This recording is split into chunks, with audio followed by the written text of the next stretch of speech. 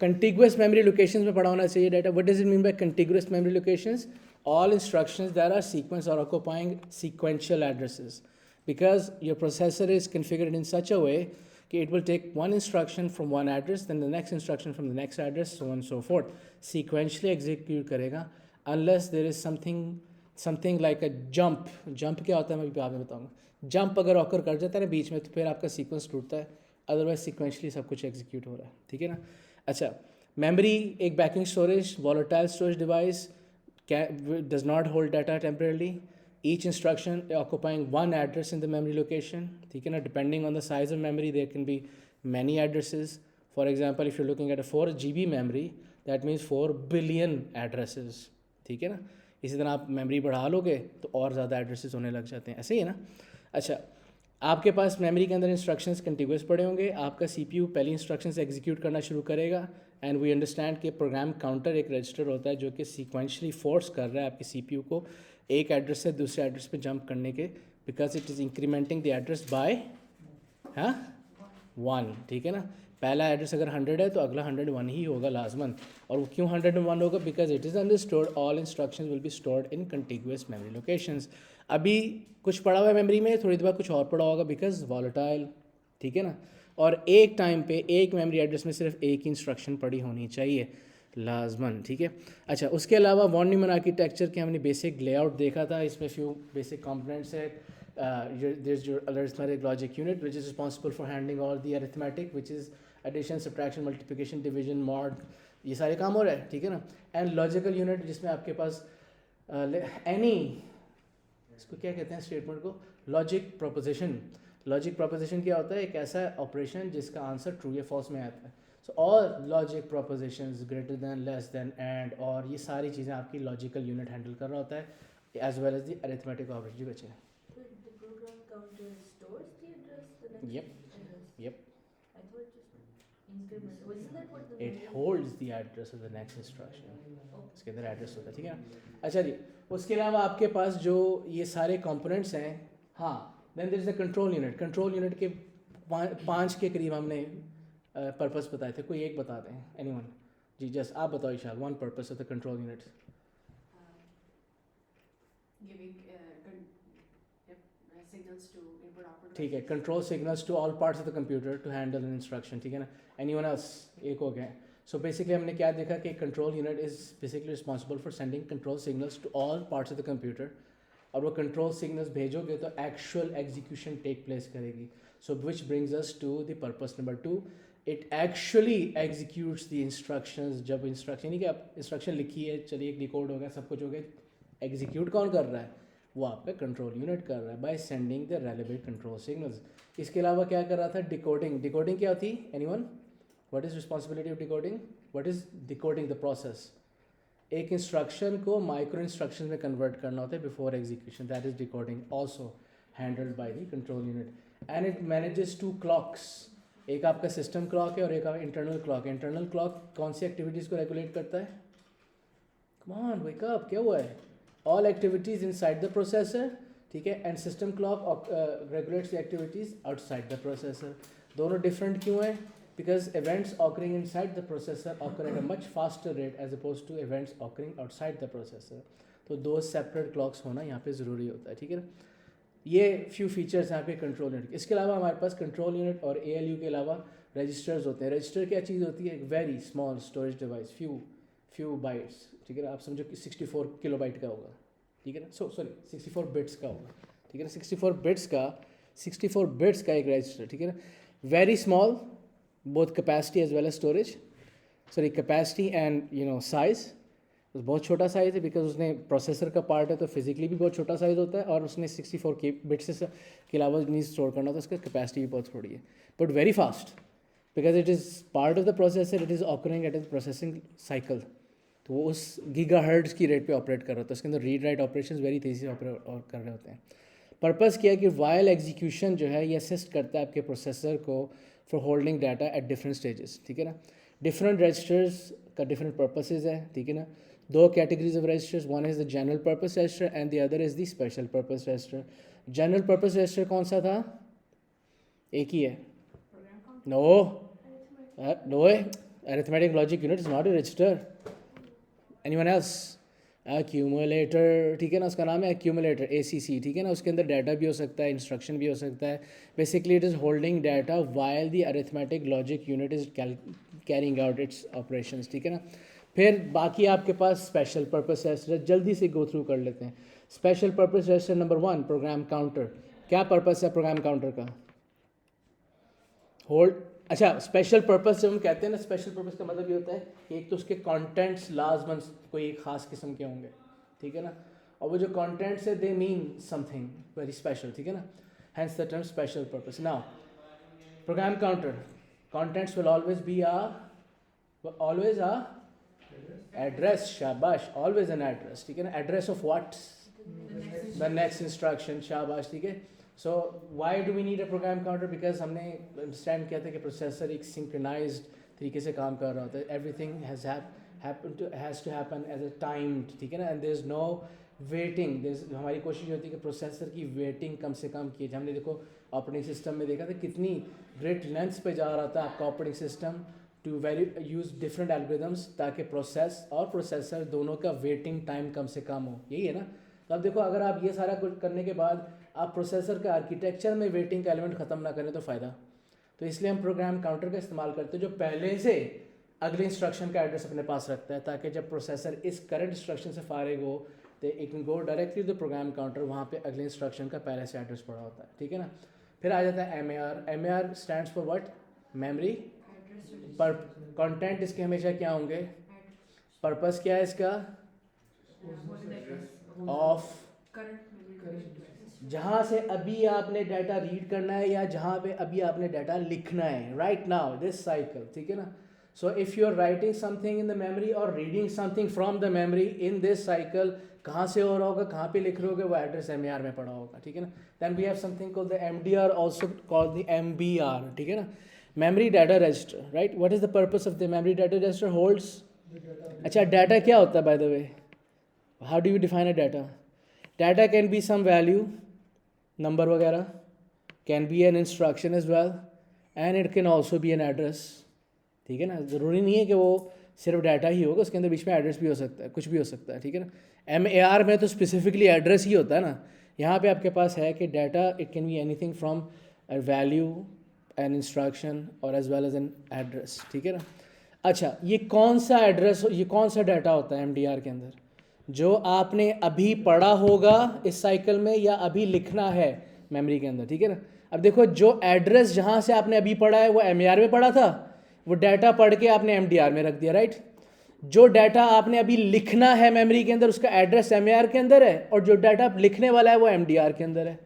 अच्छा, final thing, how do we know, how can we distinguish between a write operation and read operation? This is where your control unit comes in. Control unit ने अगर reading करवानी है तो वो read का signal generate करेगा, writing करनी तो राइट का सिग्नल जनरेट करेगा, ठीक है ना. And this is how something, some address and some data in MDR is distinguish के whether it's to be written और whether it was read from, ठीक है ना, बेस्ड ऑन दैट सिग्नल. याद आ गया सबको, ठीक है ना. अच्छा जी, सो यहाँ तक हमने. अच्छा, इसके अलावा हमारे पास एक और चीज़ होती है, करंट इंस्ट्रक्शन रजिस्टर. क्या होता है ये? Holds a instruction. नाम से देखो ना, नाम कितना सिंपल है उसका, करंट इंस्ट्रक्शन. कंप्यूटर साइंस वो बच्चा बड़े आराम से पढ़ सकता है जिसकी इंग्लिश अच्छी है, बिल्कुल कितना डिस्क्रिप्टिव है करंट इंस्ट्रक्शन रजिस्टर, ठीक है. इसका मतलब है वो रजिस्टर जो कि इंस्ट्रक्शन होल्ड कर रहा है जो कि इस साइकिल में एग्जीक्यूट होनी है, ठीक है. सो इसका मतलब है MDR में जो अगर चीज़ पढ़ी थी, अगर वो इंस्ट्रक्शन था, that instruction has been sent to the current instruction register to be executed in this cycle. Clear, ठीक है. फिर एक चीज़ है इंडेक्स रजिस्टर. अब आगे जाके असेंबली लैंग्वेज जब पढ़ेंगे आफ्टर द फर्स्ट टर्म इंशाल्लाह, तो हम देखेंगे instruction register will be used in a type of addressing scheme called indexed addressing. Sorry, index register will be used in an addressing scheme called index addressing, ठीक है ना. फिलहाल इसको भी छोड़ते हैं बिकॉज अभी इसका कोई पर्पस हमें समझ नहीं आएगा, असेंबली लैंग्वेज साथ लिंक करेंगे. हाँ, स्टेटस रजिस्टर हमें ज़रूर पता है क्या चीज़ है, और हमने पहले भी इसके बारे में बात की है. What is the purpose of status register here? आपको याद है वो जो ओवरफ्लो एरर्स थे हमने पहले पढ़े थे, ठीक है ना. For example, just let me recap it. मैंने शायद यहाँ ये देखो, स्टेटस रजिस्टर के अंदर बेसिकली 3 बिट्स होते हैं, ठीक है ना. और 3 फ्लैग बिट्स हैं. फ्लैग बिट्स का मतलब है इट रिप्रेजेंट समथिंग हैपनिंग और नॉट हैपनिंग. ठीक है ना. अब 3 flag bits, 1 flag represents the overflow, 1 represents the negative and 1 represents the carry. ठीक है. अगर आप 2 नेगेटिव नंबर्स ऐड करें जिसकी वजह से जो मोस्ट सिग्निफिकेंट बिट ऐड होने की वजह से एक मोस्ट सिग्निफिकेंट साइड पे 0 बन रहा है और एक कैरी जनरेट हो रहा है. अब देखो 2 नेगेटिव नंबर्स ऐड करने की वजह से आपका नंबर क्या लगने लग गया है. अब अगर इसको इग्नोर भी करें थोड़ी देर के लिए, this looks like a positive number which is not sensible. कि 2 नेगेटिव नंबर ऐड करें पॉजिटिव नंबर कैसे बन सकता है. This is an error. अब ये error is called an overflow error because overflow error क्या होता है कि number is larger than the bits allowed to store it. My number is 9 bits but I am giving only 8 bits to store it, right? This is overflow error. अब status register overflow error को detect कर लेता है. In fact status register को ये भी पता है कि overflow था, उसको ये समझ आ गई कि जो कैरी बिट है वो 1 है. कैरी में देखो 1 पड़ा हुआ है, दैट मीन्स जो कैरी बिट है दैट्स 1. सो नाउ इफ़ ये कॉम्बिनेशन स्टेटस रजिस्टर में पड़ा होगा तो प्रोसेसर इस नंबर के साथ एडिशनल 1 लगा के इसको नेगेटिव इंटरप्रेट कर सकता है. ठीक है ना. वेयर एज यहाँ पे ओवरफ्लो हुआ है लेकिन कैरी बिट ऑफ है, विच मीन्स इस नंबर को 9th बिट ऐड करके आप 0 लगा देंगे, कैरी बिट चूँकि ऑफ है, तो दैट मीन्स जो अच्छा भला पॉजिटिव नंबर है वो पॉजिटिव ही देखने में लगेगा. इवन दो यहाँ पे 2 पॉजिटिव नंबर ऐड करके मोस्ट सिग्निफिकेंट बिट ऑन नजर आ रही, which means it's a negative number which is not true. Overflow. ठीक है ना. Is this clear. तो स्टेटस रजिस्टर का ये पर्पस है, कितना ज़बरदस्त पर्पस है. Again if this does not happen, if there is no failed safe checks like this, तो फिर आपका प्रोसेसर जो है ना बड़ी डेविस्टेटिंग किस्म की प्रॉब्लम्स कर सकता है. एक कंप्यूटिंग की फील्ड है, उसको कहते हैं क्रिटिकल कंप्यूटिंग. क्रिटिकल कंप्यूटिंग से मतलब ये कि ऐसा कंप्यूटर या क्रिटिकल कंप्यूटिंग सिस्टम कह लो, ऐसा कंप्यूटर जिसके फेलियर से लॉस ऑफ ह्यूमन लाइफ हो सकता है. ठीक है ना. अब आप अंदाज़ा लगाओ कि कौन सा क्रिटिकल कंप्यूटर होगा. जहाज़ का auto pilot system, very critical. जो हॉस्पिटल्स में ICUs में मशीन्स लगी होती हैं वो वाइटल साइंस मॉनिटर करने के लिए, वेरी क्रिटिकल. ठीक है. इसके अलावा कोई स्पेस शटल का on board software, very critical. आजकल जो गाड़ियों में वो क्रूज़ कंट्रोल और ऑटो पायलट सिस्टम, जी वेरी क्रिटिकल. ठीक है ना. तो इस तरह के सिस्टम्स जो है ना वो इस तरह के माइनर एरर से बड़े कैटास्ट्रॉफिक इफेक्ट्स हो सकते हैं. ठीक है. तो इसको अवॉइड करने के लिए there has to be special precautions.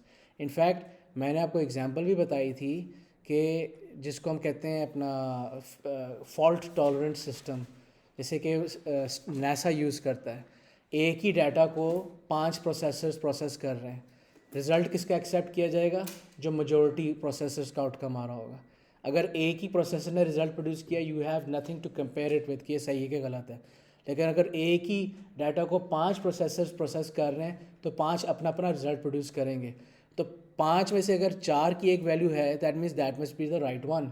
ठीक है. तो this is called a fault tolerant system. तो यहाँ पे इस तरह की एप्लीकेशन में इस तरह के कंप्यूटर्स जिसमें एरर के चांसेस को मिनिमाइज़ हर हाल में किया जाए, इनफैक्ट एलिमिनेट किया जाए, बड़ा ज़रूरी हो जाता है. क्योंकि ये छोटा सा एरर जो है आगे जाके पता नहीं कहाँ यूज़ होगा, फिर कहाँ यूज़ होगा, एक कैस्केडिंग इफेक्ट हो जाता है कैटास्ट्रॉफिक रिजल्ट्स के साथ. ठीक है. तो इसको एट ऑल कॉस्ट अवॉइड करना चाहिए. अच्छा जी, चलें जी, ये स्टेटस रजिस्टर हो गया. Now we are done with registers, we are done with the control unit, we are done with the arithmetic logic unit, we understand the basic purpose of your von Neumann architecture. आज हमारा जो गोल है ना वो बड़ा मज़े का है. पहले तो हमने बसेस का पर्पस समझना, बसेस क्या होती हैं. ठीक है ना. और उसके बाद हमने अंडरस्टैंड करना है कि वो कौन सी चीज़ें हैं जो कि आपके प्रोसेसर की परफॉर्मेंस को अफेक्ट करते हैं. ठीक है. So if you want to make your computer faster, what areas could you address to make it faster. ठीक है ना. Number 1, let's talk about buses. Does anyone understand the term bus? What is a bus? I knew it. I wish I got $1 for every time I got that answer. I would have been Bill Gates or someone by now. ठीक है. नहीं, of course बस इस जो चलाते हैं. ठीक है. बस इज़ आई मीन चलो ठीक है, जोक्स असाइड, लेकिन बस इज़ बेसिकली ये चैनल है, ट्रांसमिशन चैनल. ठीक है. वो कौन सी चीज़ होती है वो जो मैंने उस दिन भी जिक्र किया था कि वो डिवाइस है जो डायरेक्ट ट्रांसफर, क्या कहते हैं उसको? हाँ, गलत term. It is not flash drive. USB तो वो पोर्ट है जहाँ पे वो कनेक्ट होता है. बसेस के ऊपर डाटा स्टोर नहीं करता. Buses is only for data transfer. ठीक है ना. हमने उसको आदतन बस USB कहना शुरू कर दिया, लेकिन it is actually a flash disk which connects via USB port, ठीक है ना। एंड USB से मतलब क्या होता है, यूनिवर्सल सीरियल बस। आपके सिलेबस में अभी है नहीं, आगे जाके आएगा, लेकिन यूनिवर्सल से हमें समझ आता है कि जनाब वो हर जगह कनेक्ट हो जाएगा, बहुत वाइड रेंज ऑफ कंपैटिबिलिटी उसकी अवेलेबल होती है। देखो टाइप 2 था, टाइप A था, टाइप 3.0 था, फिर उसके बाद अब टाइप C आ गया। टाइप C में भी कितनी वेरिएशंस हैं, कोई ना कोई इसकी जो है ना डोंगल वगैरह लगा के आप डिफरेंट USBs लगा सकते हैं, ठीक है ना। और सीरियल क्यों है, बिकॉज एक क्लॉक साइकिल में या एक साइकिल में एक बिट ही ट्रांसफ़र हो रहा होता है, ठीक है ना, 1 bit eight a time on a single channel, that is serial transmission, ठीक है ना। It looks slow, it is slow actually, but it is error free, ठीक है ना। और इसमें आपकी लॉन्ग डिस्टेंस जो केबल्स हैं बड़े आराम से लग सकती हैं। अब ये जो मैं HDMI केबल यूज़ कर रहा हूँ, देखो कहाँ से घूमती घुमाती आ रही होगी, तो ये लॉन्ग डिस्टेंस चैनल केबल है और ये सीरियल है। यही अगर पैरेलल होता ना तो इसमें एरर बहुत आने थे, उसको हम स्क्यूइंग कहते हैं, बाद में पढ़ेंगे इसके बारे में। अच्छा एनीवे, बसेस की बात कर रहे थे। So bus is generally a transmission channel जिस पे आपने कुछ डाटा ट्रांसमिट करना है। It is not a storage device, never say this, ठीक है ना। आपके प्रोसेसर के अंदर डिफरेंट उसकी परफॉर्मेंस की, उसकी डेली वर्किंग को सपोर्ट करने के लिए 3 किस्म के बसेस आपके पास अवेलेबल हैं, ठीक है ना, विच is called the control bus, data बस एंड एड्रेस बस। ये 3 बसेस हैं, ठीक है ना। इन 3 बसेस को कलेक्टिवली सिस्टम बस भी कहा जाता है, ठीक है। सो ये कंफ्यूज नहीं होना कि सर ने सिस्टम बस नहीं पढ़ा, भाई सिस्टम बस इन तीनों चीज़ों को कलेक्टिवली कहते हैं, okay. Now important things, first of all मैं ये पहले भी बात आपको समझा चुका हूँ कि for in the view of your processor, in the view of your processor, all connected hardware is divided into 2 categories. One is called the memory devices, the other is the IO devices. IO stands for input output devices, ठीक है ना। अभी देखो memory devices में क्या क्या आ जाएगा, anything that CPU accesses directly, cache, RAM and ROM, bus खलस, ठीक है ना। इसके अलावा कोई भी चीज़ जो है ना वो आपकी मेमोरी डिवाइस नहीं कहलाता। बाकी everything else is an IO device, including your cards, graphic card, NIC card, sound card, ठीक है ना, your hard disk, your keyboards, peripheral device, all of them are IO devices. Slower devices जिसको CPU directly access नहीं करता, और इसलिए access नहीं करता बिकॉज उसमें CPU का टाइम बहुत ज़्यादा होना होता है, ठीक है ना। और इसलिए फिर हमारे पास एक और चीज़ उसके लिए अवेलेबल होती है, आगे जाके पढ़ेंगे, लेकिन उसको डायरेक्ट मेमोरी एक्सेस कंट्रोलर कहते हैं, DMA कंट्रोलर कहते हैं।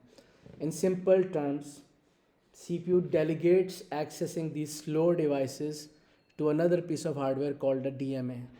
The reason it does that is because it does not want to waste its time accessing these slow devices, ठीक है।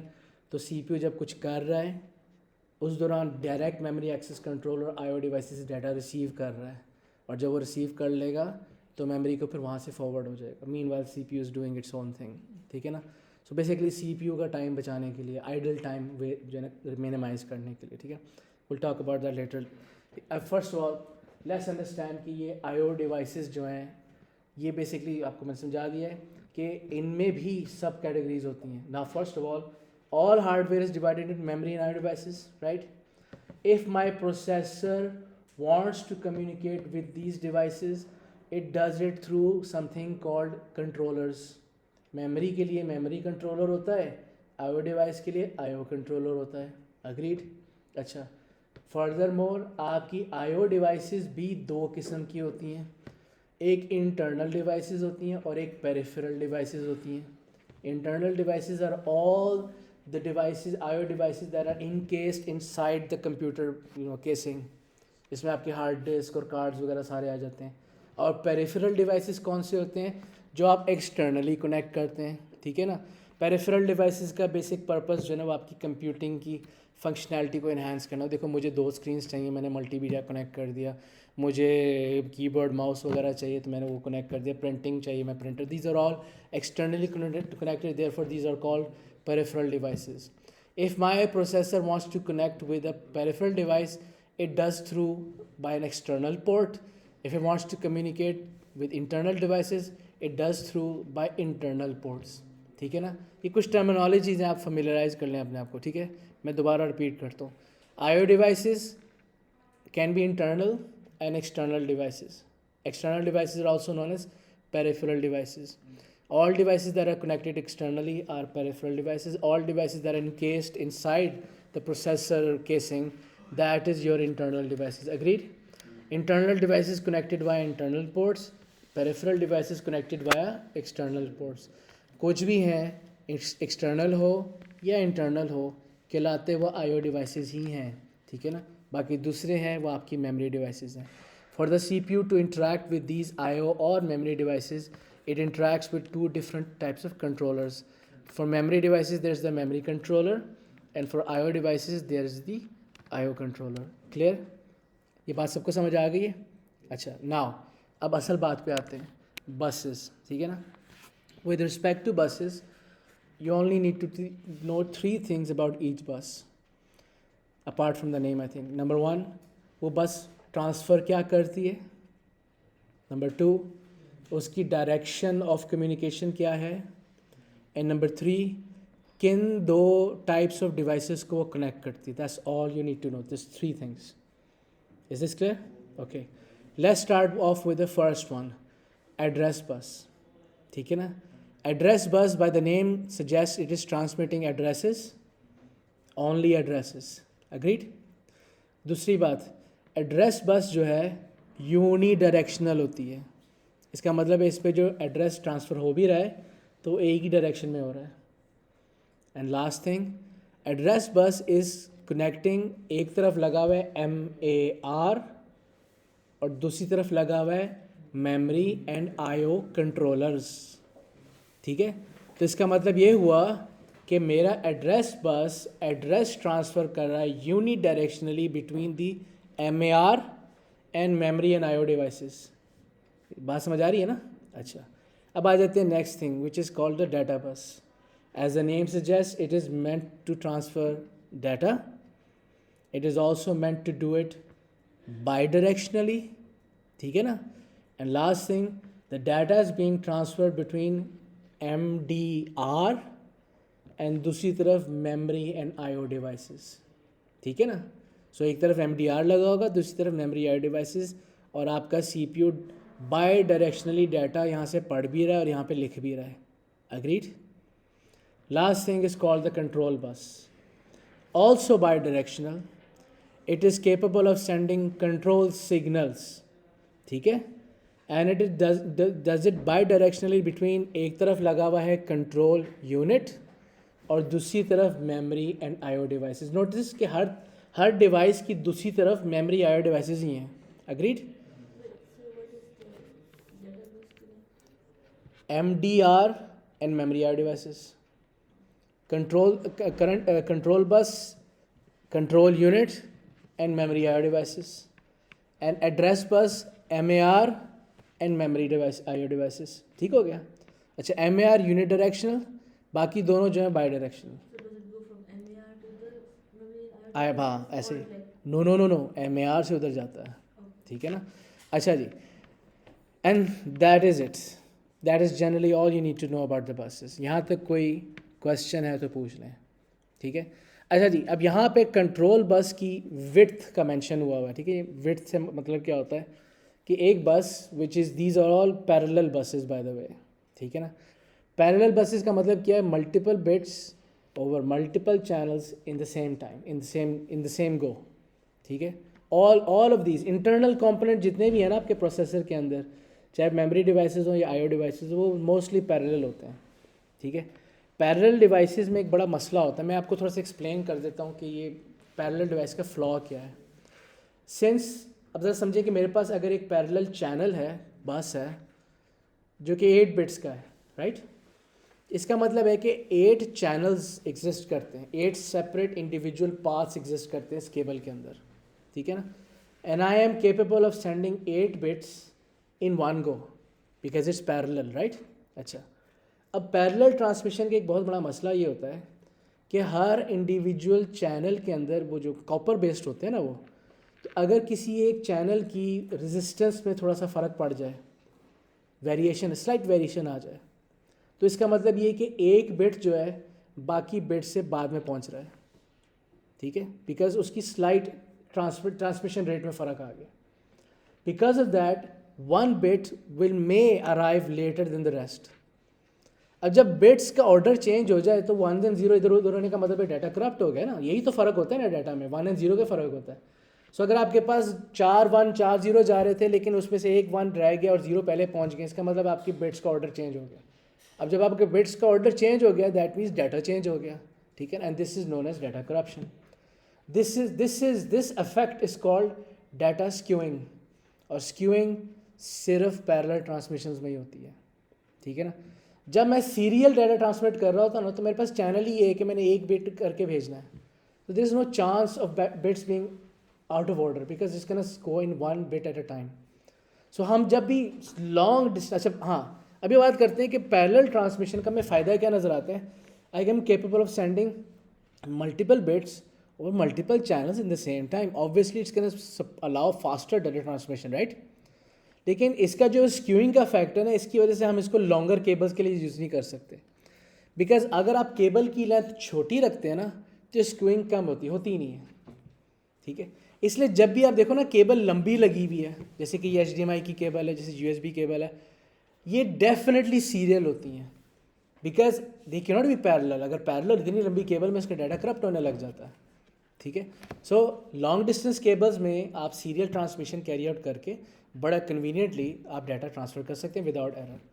लेकिन इंटरनल कंपोनेंट्स जो है ना वो बहुत छोटी छोटी केबल्स होती हैं। कभी आप अपना फ़ोन वगैरह कभी स्क्रीन अलग होते देखो ना, तो स्क्रीन को बाकी प्रोसेस जो है ना इंटरनल सर्किट से कनेक्ट करने के लिए एक टेप जैसी चीज़ लगी हुई होगी ब्लैक कलर की, दैट्स अ केबल, इतनी छोटी सी केबल है। और कभी आप अंडर इंटरनल हार्डवेयर देखो ना तो आपको बड़ी लाइंस पतली पतली सी लाइंस गुजर, that those are cables, those are parallel cables, वो कितनी छोटी लेंथ की होती हैं। तो जब वो छोटी लेंथ की केबल है तो उसमें आपका स्क्यूइंग होता ही नहीं है। तो internal component because of the speed benefit आपके इंटरनल कंपोनेंट जो है ना सारे पैरेलल होते हैं, और चूंकि केबल की लेंथ होती ही छोटी है तो उसमें स्क्यूइंग के चांसेस कम हो जाते हैं, ठीक है। नाउ अब आपके पास बस कंट्रोल बस के बारे में कहा जा रहा है कि जनाब इसकी बस विड्थ 8 वायर्स की है, विच मीन्स आपका कंट्रोल बस जो है एक सेकेंड एक साइकिल में 8 बिट्स भेज सकता है इन वन गो, बिकॉज उसकी विड्थ 8 वायर्स की है।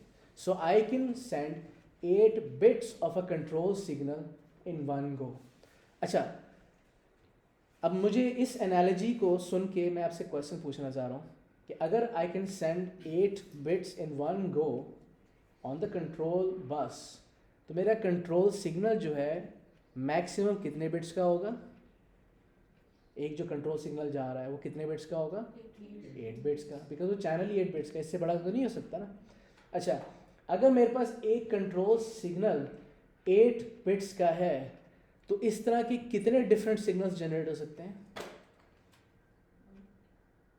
अगर मेरे पास 8 बिट्स का एक सिग्नल है तो इस तरह के कितने डिफरेंट सिग्नल्स बन सकते हैं।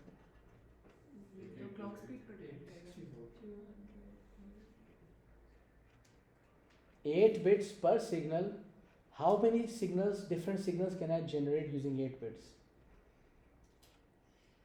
How many different signals can I generate with 1 bit? एक बिट से कितने सिग्नल जनरेट कर सकता हूँ, 0 and 1। 2 से कितने करूँगा, 4। 4 से कितने करूँगा, yes, which is 256।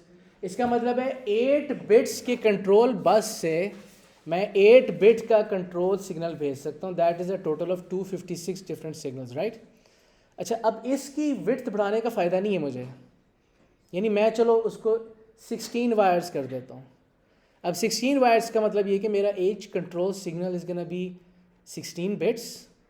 16 बिट्स का मतलब है कि मैं total of 65,536 different control signals generate कर सकता हूँ।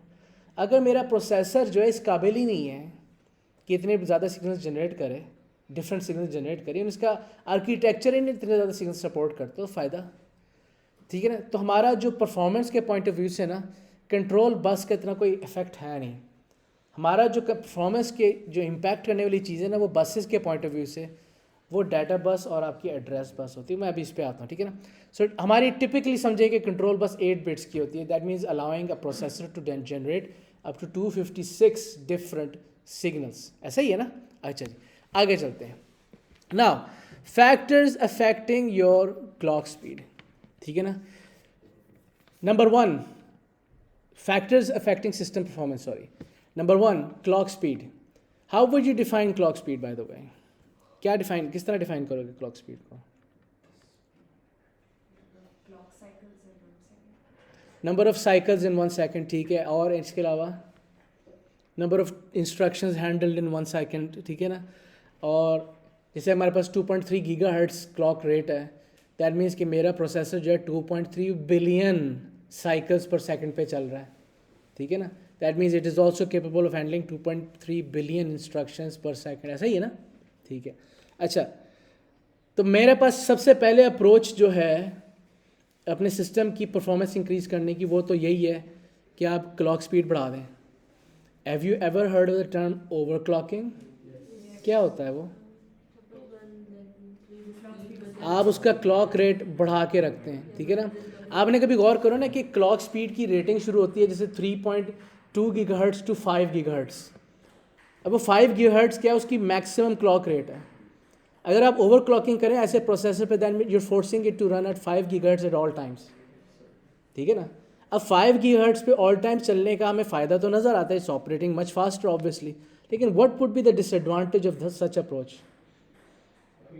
जी, टेम्परेचर, यस, ठीक है ना. You are basically causing your processor to run on max capacity all the time, which means it will cause more heat generation, and heat is very counter productive in the processor architecture.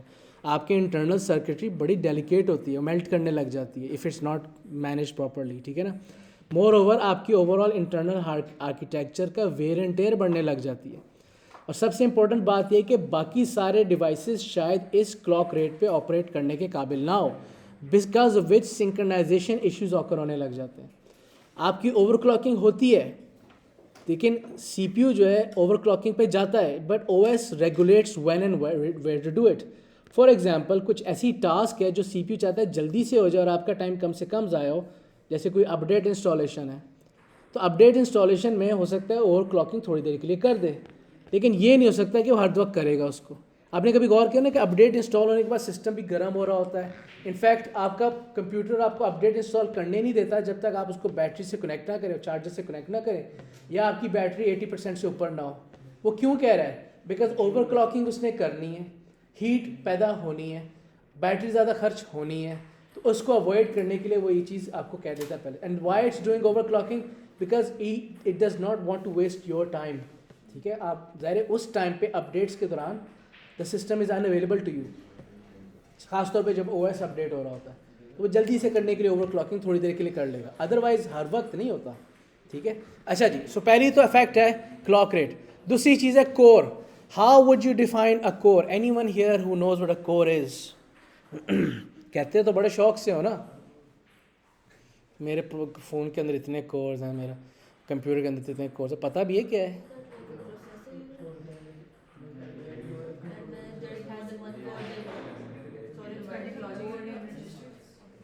Okay, you guys do know what it is.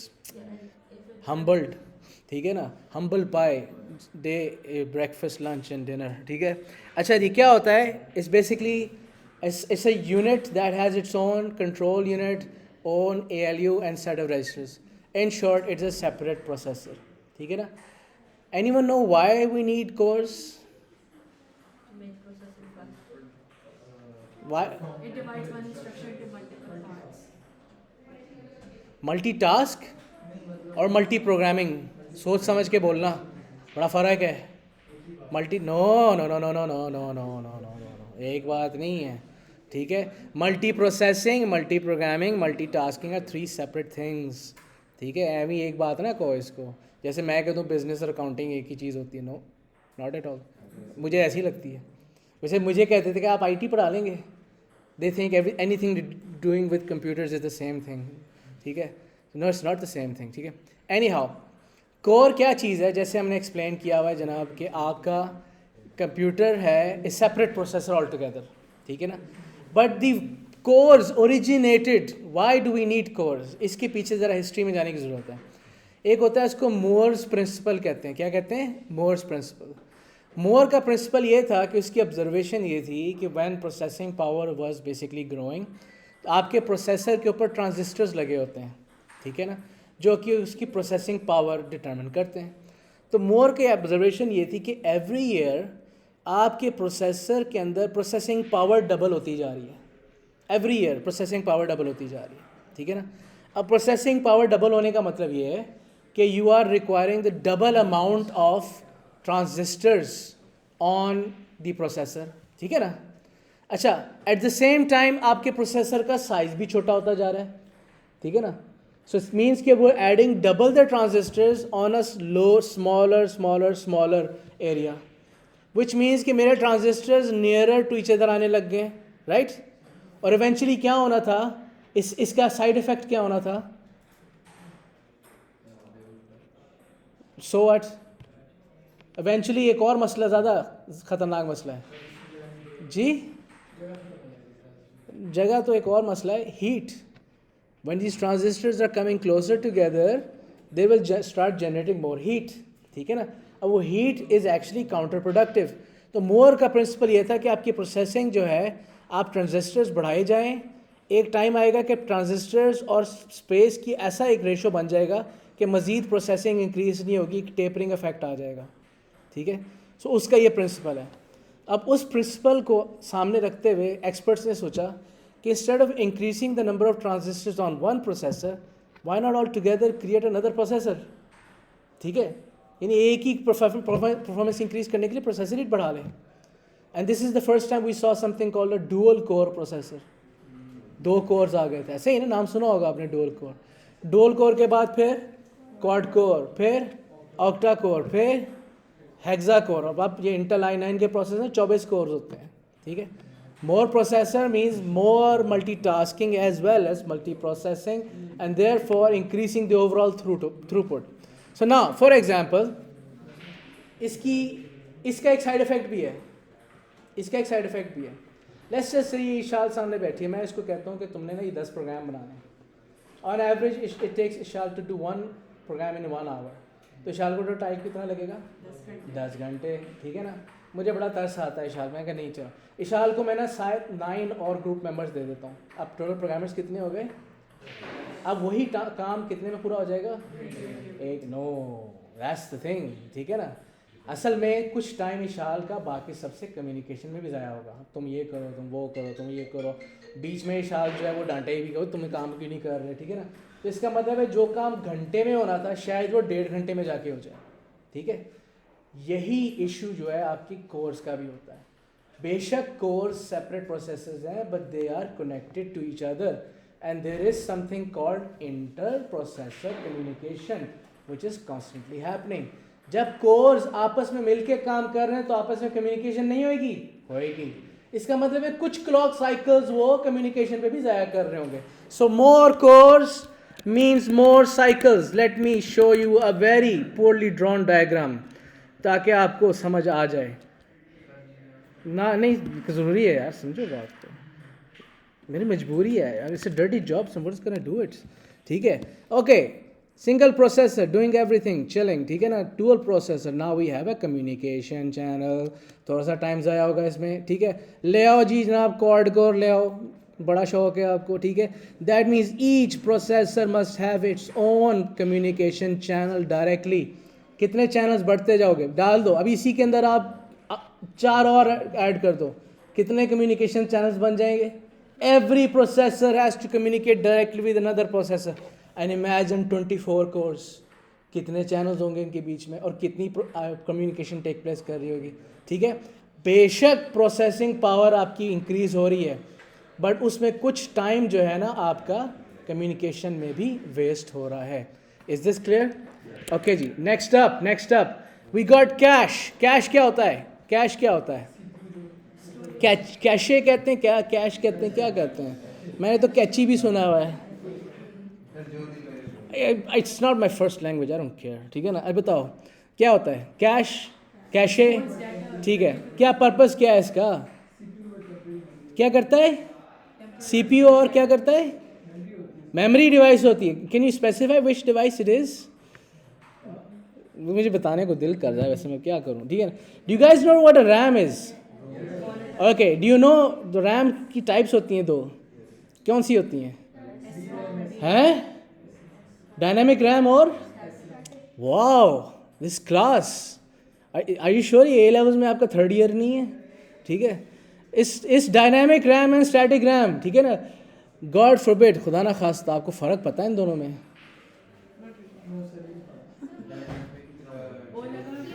Thank God. Oh my God! Keep on going. Yes. बोलो बोलो. Oh my God! You see this? आपके पास dynamic RAM खड़े क्यों हो? अच्छा, dynamic RAM जो है उसके अंदर हर बिट ऑफ डाटा स्टोरेज के लिए डायनामिक रैम के अंदर एक चीज़ होती है, इसको कहते हैं कैपेसिटर. ठीक है ना, आपको फिजिक्स मेरे से बेहतर ही आती होगी. कैपेसिटर एक ऐसा सर्किट है जो कि थोड़ी देर के लिए करंट स्टोर करता है, अगर आप उसको रिचार्ज नहीं करोगे तो उसने करंट लूज कर देना है, ऐसे ही ना. तो इसी तरह डायनामिक रैम को भी रिफ्रेश करना पड़ता है. हर कैपेसिटर के अंदर जो उसने बिट रिटेन किया हुआ है, अगर आप उसको रिफ्रेश नहीं करेंगे तो it will lose the bit it's holding. ठीक है, तो आपके पास जो dynamic RAM, it's slower, it's more power consuming, it's cheaper, but it is capable of storing more data. ठीक है ना.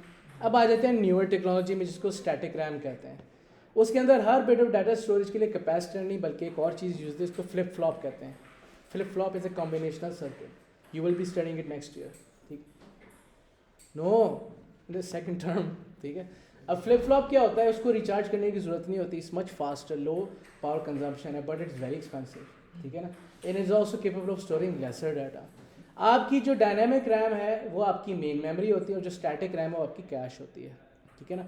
अगर आपकी डायनामिक रैम जो है गीगाबाइट्स की होगी तो स्टैटिक रैम मेगाबाइट्स की होगी. ठीक है ना. अच्छा, अब कैशे करता क्या है, जो प्रोसेस करंटली चल रहा है that is residing in the main memory. जो इंस्ट्रक्शंस आपका सीपीयू फ्रीक्वेंटली एक्सेस करता है that is residing in the cache. Cache is closer to the CPU, it is much faster. अब ओवरऑल प्रिंसिपल यहाँ पे सीपीयू का टाइम बचाने के लिए कि भाई अगर उसको इंस्ट्रक्शंस चाहिए फ्रीक्वेंटली तो वो उन्हीं अपने पास फास्टर स्टोरेज डिवाइस में रखेगा as oppose to accessing the slower RAM frequently.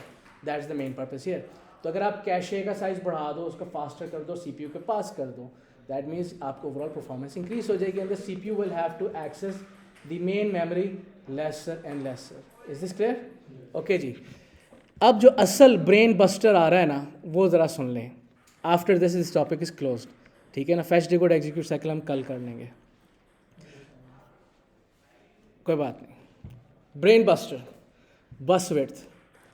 बस विड्थ पे फोकस करना है इसलिए हमारा ज़रूरी है. कंट्रोल बस को साइड पे निकाल दो, बिकॉज मैं कंट्रोल बस की विड्थ का मैंने आपको बता दिया, कोई ख़ास फ़र्क नहीं पड़ता, बिकॉज सीपीयू जितने कंट्रोल सिग्नल जनरेट करे उतनी विड्थ होनी चाहिए. असल जो चैलेंज है ना वो आपकी बाकी दो बसेस का है. ठीक है. अब for example let's look at the data bus. अगर मेरी डाटा बस की विड्थ फॉर एग्जांपल 16 बिट्स है, that means my data bus is capable of sending data to and from the memory for example 16 bits at a time, right. अगर इसकी width आप 32 कर दोगे तो वही डाटा हाफ शिफ्ट्स में चला जाएगा, राइट. ऐसा ही है ना. That means faster data transfer. तो यहाँ पे आपके पास डाटा बस का तो मुझे समझ आता है कि अगर उसमें विड्थ बढ़ा दूँ 64 बिट्स कर दूँ, then I am capable of sending larger chunks of data to and from the memory, allowing for faster data transfer, right. जो एक गो में आप डाटा भेज रहे हैं on the data bus that is called word. So इसका मतलब है अगर मेरी डाटा बस की विड्थ बढ़ा दें तो you are capable of sending larger words to and from the memory. That means you're sending larger chunks and thereby contributing to an overall faster data transfer. Make sense? ठीक है. चलें straight forward. अब आ जाता है असल जो चीज़ है, that is called your address bus. This is gonna really spook you out. ठीक है ना. I am serious, very interesting thing. आपका जो एड्रेस बस है, ठीक है ना, उसने क्या भेजना होता है, एड्रेस. ठीक है ना. सो अगर मेरे पास एड्रेस जो है 32 बिट्स का है, ठीक है ना, लेट्स से एड्रेस 32 बिट्स का है, तो 32 bit address is actually one address in one of 4 billion addresses. ठीक है ना. 2 raised power 32 कितने एड्रेसेस बनेंगे, 4 बिलियन. कॉम्बिनेशन देख लें आप. ठीक है ना. सो इसका मतलब ये है कि 132 bit address is one of 4 billion addresses. Agreed? Or 4 billion addresses can only be part of a 4 GB memory. Agreed? ये बात समझ आई ना? So 4 billion addresses are on a 4 GB memory. Clear? Okay. Do you know there's something called a 32-bit processor? ठीक है ना? अब फिर 64-bit processor, right? 32-bit processor क्या करता है? It is capable of transmitting 32 bits या processing 32 bits at a time. इसका मतलब इसकी buses भी 32 bits की होंगी. Now, अब अगर आपके पास एक कंप्यूटर लगा हुआ है जिसका प्रोसेसर 32 बिट्स का, उसके अंदर 4 GB की मेमोरी लगी हुई है, ठीक है ना, 4 GB की मेमोरी लगी हुई है और 32 बिट का प्रोसेसर लगा हुआ है. ये बात ज़रा ध्यान से सुनिए. It's not a fast thing, right? 4 GB की मेमोरी इज़ वेरी स्मॉल. आपका कंप्यूटर स्लो है, आपको कहता है यार आप ना मेमोरी बढ़ा लें, कंप्यूटर तेज़ हो जाएगा. आप क्या करते हैं, आप जाके 8 GB की मेमोरी लगा लेते हैं उसके अंदर, ठीक है. अब 8 GB का मेमोरी का मतलब ये है कि its address is no more 32 bits, because 32 bit का एड्रेस की मैक्सिमम जो कैपेसिटी है वो 4 GB थी. If you go beyond 4 GB तो उसके एड्रेस की विड्थ बढ़ा दो, यू नीड मोर एड्रेसेस, ठीक है. अब इसका मतलब ये होगा कि अगर आप 8 GB की मेमोरी लगा भी लें और प्रोसेसर आपका 32 बिट्स का ही हो, तो इसका मतलब है आपका एड्रेस बस भी 32 बिट्स का ही लगा हुआ है. Which means despite having 8 GB memory, you're still accessing only half of it, right? Or if you do want to access complete memory, तो आपको वो 64 बिट का एड्रेस जो है वो 2 चक्कर में पूरा करना पड़ेगा, because 8 GB memory will have 64 bits of address. Is this clear? Okay. Now, हल क्या है? What is the solution here? We change the processor. We go for a 64 bit processor, right? ठीक है ना. 64 बिट प्रोसेसर लगाएं, उसकी बस width भी 64 बिट्स की होगी और मैं बड़े आराम से 8 GB की मेमोरी पूरी तरह यूटिलाइज कर सकता हूँ, राइट. लेकिन 8 GB की मेमोरी भी इतनी बड़ी नहीं है. आपको कोई रेकमेंड करता है कि 16 GB की मेमोरी लगाओ. अब क्या करोगे? ऑब्वियसली ज़रा 64 बिट का प्रोसेसर जो है ना वो फिर 64 bits at a time transfer कर सकता है, ठीक है ना. तो अब आपके पास जब उससे भी डबल मेमोरी लग जाएगी, then you can need a bigger processor than that.